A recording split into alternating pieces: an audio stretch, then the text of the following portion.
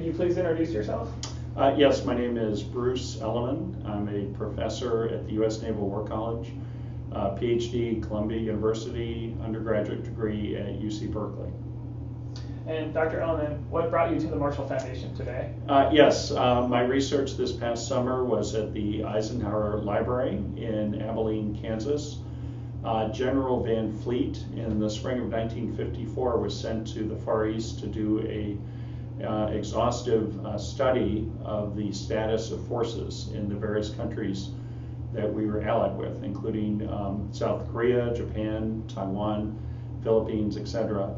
Unfortunately, his cover report, 20-page cover report in Abilene, Kansas, is missing a page, I believe page 14, a very crucial page from my point of view, because the preceding page gives you a hint of what it's going to discuss, and of course then it's not there.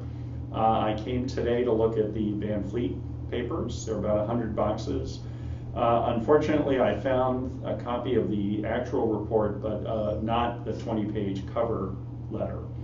I have one more shot. The Radford papers, Arthur Radford was admiral at the time, are in Washington, D.C., and they might have a copy of this cover letter. So I may be in Washington next. Okay.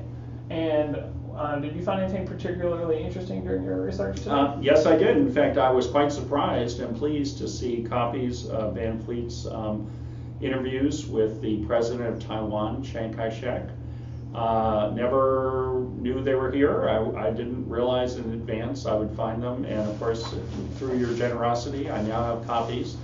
My research at the War College is looking at offshore islands, and in the 1950s, the islands right off of China's coastline were hotly disputed because they could act as either barriers to invasion if the PRC wanted to invade Taiwan, or they could act as jumping off points to invade the PRC if Taiwan wanted to invade. And what's interesting is the parallel with today's events in the South China Sea, where the Chinese are building up reef systems into actual military bases. And of course, that's causing trouble with a number of their neighbors, including the Philippines, Vietnam, etc. So looking at this historical case from the 50s may in fact give us pertinent information about what's happening today in the South China Sea. Wonderful. Is there anything else you'd like to add? Yes, I think this is a wonderful establishment. They've treated me very well, especially I'm rushing in and out before Christmas. You should definitely give them raises and lots more money to support their efforts.